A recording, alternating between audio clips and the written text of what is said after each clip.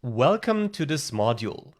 In this module, we will dive deeper into GitHub. Specifically, we will explore another core feature of GitHub to be more precise here.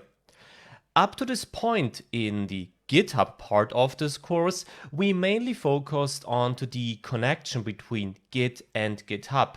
So how can we bring our repositories from Git to GitHub or vice versa? Or how can we also add additional branches or additional commits to existing repositories in GitHub or Git? In this module, as you can see here, we'll dive into the collaboration and contribution part of GitHub. This means we will focus on to the whole exchanging information part, which involves other parties besides ourselves. To be a bit more precise here, we'll of course have a look at GitHub account types. GitHub offers different account types. Each account type has its purpose, and of course we should understand which account type we use and which other account type might be helpful for us in other projects. And we'll also have another look at repository types, so private and public repositories. We worked with a public repository up to this point in the course in GitHub, but we'll also explore the private ones and also dive a bit more into the differences between these two repository types. We'll then dive into the kind of core part of this deep dive module. There, we'll explore different ways how to collaborate in GitHub. And besides the collaboration part, we'll also learn how we can contribute to open source projects in GitHub, which is also a very common, use case for GitHub in the world of development and web development. We'll then conclude this module with, a look at our own GitHub portfolio page. We learned that GitHub can also be used to present yourself as a developer, to present your own profile, so to say, for potential jobs. So we'll dive into this portfolio part, and we'll have a look at some other features to explore in GitHub, which are not directly related to, the core features of the tool, but which are also nice to know. As you see, lots of ground to cover in this deep dive module. Therefore, let's get started.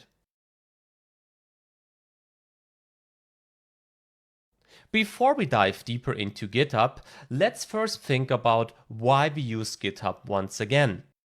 I mentioned some use cases already, but generally there are 4 core reasons why GitHub is great to use. These reasons can be divided into 2 different areas.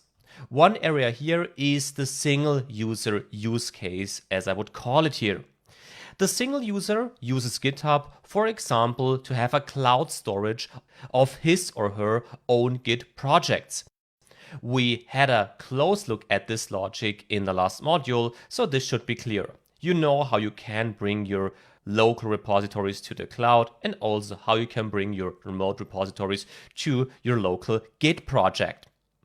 The single user might also use GitHub to present a portfolio page, so a page presenting all the core skills, all the great projects he or she worked on or is working on.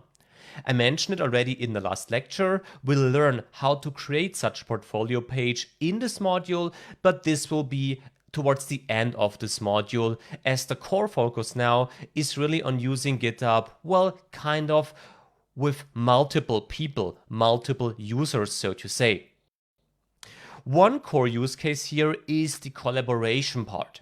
Collaboration in GitHub means that either you have a project where you want to add other people, to collaborate with you on this project, or you could also be part of an organization, your company for example, and this organization has multiple projects and multiple users being part of these different projects and collaborating to different projects inside GitHub here. Besides this, we can also use GitHub for the contribution part. Contribution here means that we have many open source projects on GitHub, for example also for Vue.js, a JavaScript framework. We'll dive into this in a bit more detail later. And such open source projects offer the code of the project, in this case of the framework, for you to access it and to work on it locally on your machine. Of course, you cannot, just work on that code and then change the actual open source code. There is a logic or a process behind how you can, for example, access this code, fix a bug, and then tell the owners of this project, hey, I fixed something, would you like to implement this change in your actual code because I contributed and I improved your project. The difference between collaboration and contribution is that collaborators are part of the actual project, contributors are not part of the project, but can contribute to open source projects if they want to. Now, these latter two cases, collaboration and contribution, are the core focus of this module in the next lectures. And to be able to understand these concepts and how these are implemented in GitHub means that we first have to have a look at GitHub itself once again. We saw that we have different account types, different repository types, and whenever we want to collaborate with other people or whenever people might be able to contribute to our project, it's very important to understand which account types we have, which roles, which user roles we have inside these account types, and who actually has which rights inside our project, to make sure this all doesn't end up in chaos. Now let's dive into the different account types GitHub offers. And when talking about account types, you might remember this pricing page on the GitHub page we explored earlier in the course. So here in the pricing tab, this plans menu is what I choose right here. Inside this page, you can find 3 different pricing plans: the free one, the team plan, and the enterprise plan. Now, we are using the free plan at the moment, and as I said, and this still holds, this is the perfect plan for anybody to get started with GitHub, or actually also for people who want to use GitHub on a, small or intermediate scale. So not in really big enterprise projects. For this, GitHub has other options, but generally the free plan is totally fine. Nevertheless, we have these 3 different plans, and these 3 different plans are also kind of connected to the different account types GitHub offers. Because almost kind of aligned with the pricing, we also have 3 different account types. We have the so-called personal user account, we have an organizational account, and we have a so-called enterprise account. Now, what's the difference between these 3? Which account do we need, and how are these accounts linked to the pricing page we just had a look at? Well, let's get started with the personal user account. The personal user account is basically every GitHub user's user account. And what does this mean? Well, once you register on GitHub, once you create an account, as we did it throughout this course already, this means we created a so-called personal user account. A personal user account has the ability to create unlimited public and private repositories. You saw this process already throughout the last module. And we can also add an unlimited number of so-called collaborators. This is a concept we'll explore throughout this module. Adding collaborators simply means we add other people, other GitHub users, and therefore other GitHub accounts to our project and allow them to, for example, read our code, and if we want to also give them write access, so the right to push their changes, to push commits to our existing project. The organizational account has a slightly different focus here. An organizational account is basically a shared account for groups of people to collaborate.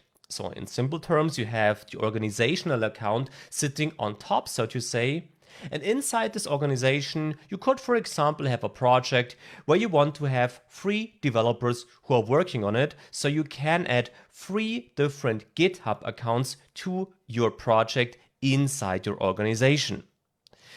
Organizational accounts basically have the same base features as we saw it for the personal account or the personal user account, But we can add advanced features to these organizational accounts with the GitHub Team Cloud or the GitHub Enterprise Cloud. Now, what is the GitHub Team or the Enterprise Cloud? Well, here we are back on the pricing page, and this right here, so this option in the center, let me scroll up a bit maybe, this highlighted option as most popular, this is the Team Cloud plan, so to say, and here Enterprise is the Enterprise Cloud plan. What this means though for many use cases is that for both the personal user account and the organizational account, the base features included in the free pricing plan, so the one we're using right here, are totally sufficient. So you can use the capabilities of both a personal user or an organizational account with the free pricing plan. If you have a bigger organization with more features required, then you might dive into the GitHub Team Cloud or the Enterprise Cloud pricing plan. Talking about the Enterprise Cloud though, this brings us to the actual Enterprise account here to the right. The Enterprise account is basically able to provide a central management of multiple GitHub accounts, including also topics like, controlling or establishing a specific enterprise policy in these projects that you might have to manage. These options are only available in the so-called Enterprise Cloud or the Enterprise Server, so both are paid services on request on GitHub, and it's basically something needed for large-scale enterprise use cases only. Therefore, specifically to get started with GitHub and also for the purpose of this course, this, as said right here, is only part of the enterprise pricing model, which is an on-request model, and therefore this is not required to get started with GitHub and also not the course focus. So, what you have to keep in mind right here, the free GitHub usage is perfect for the personal user account and for the organizational account, and therefore in this module we'll explore how both of these accounts work and when we might want to use such an organizational account instead of a personal user account.